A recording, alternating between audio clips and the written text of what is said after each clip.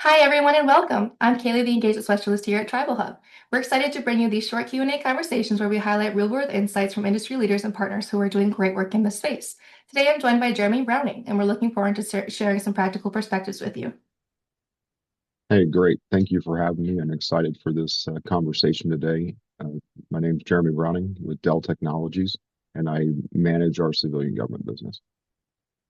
We're happy to have you here today, Jeremy. Let's jump right into the first question. What's one conversation you're having more often with tribal leaders as we're heading into 2026? Yeah, that's a great question.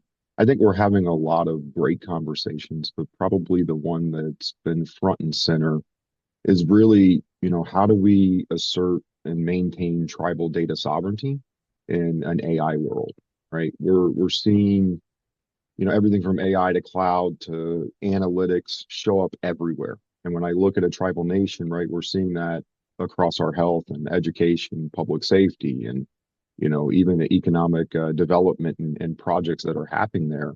And while the technology is powerful, I think a lot of the leaders are asking like, who actually controls our data, and what are the terms that the technology is being deployed? And so really when I look and I say, hey, where is the focus? It's not so much on, hey, I want better dashboards or more AI.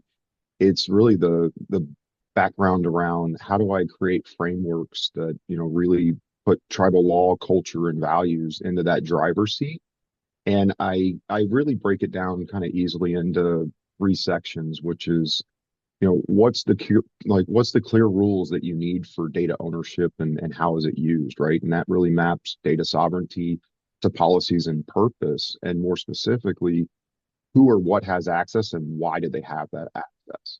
And as you build on from that, right, you really get to the AI data governance and structures. And with this, it gets more complex because what we're finding is you really have to enable cross-functional committees, and that's bringing everybody from IT, legal, and health and education, and the leaders to review the AI use cases, set guardrails, and really make sure that the tools align with the community priorities. And as you wrapper that, you really have to get intentional about where the data lives. And while we're seeing a big uptick in cloud storage and compute and other activities at speed, I think the real answer is, what does our data look like? How are we protecting it? But more specifically, I think it's around building out an AI data lakehouse. The data is the most important piece of any AI activity or outcome. And the more that we get diligent on how do we look at an open source based AI data lakehouse, and generally those would be something built on prem, but it's not forcing any lift and shift of data. It's more, how do I create the platform that then is going to map to the procedures of how to cleanse and synthesize my data. And I feel as that gets the maturity, the AI in some instances becomes the easier portion, right? It becomes something that I'm going to bolt on top of that framework.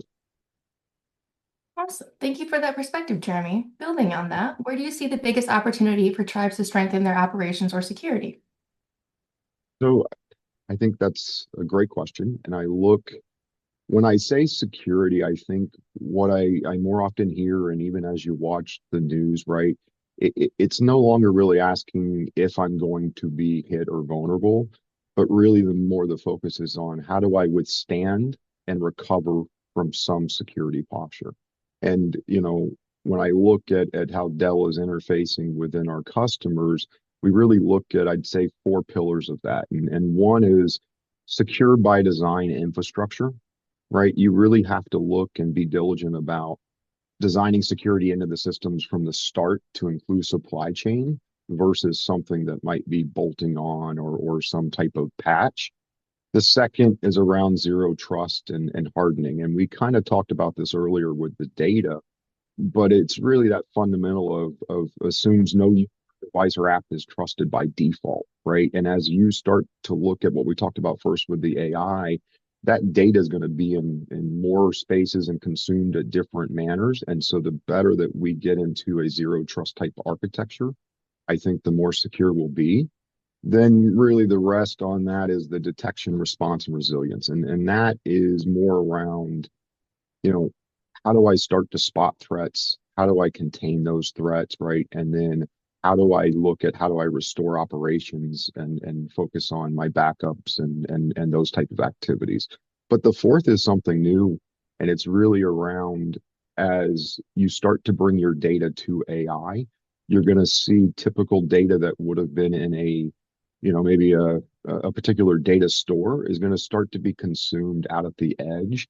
And as that happens, the security posture is going to be probably the most paramount thing that we look at, right? When we talk about from the models, it's the data, but then where that data lives, it's how do we secure that and wrap her in security. And I think one thing that Dell has focused on is taking those best of breed technologies and methodologies and applying them with our customers to their enterprise architecture.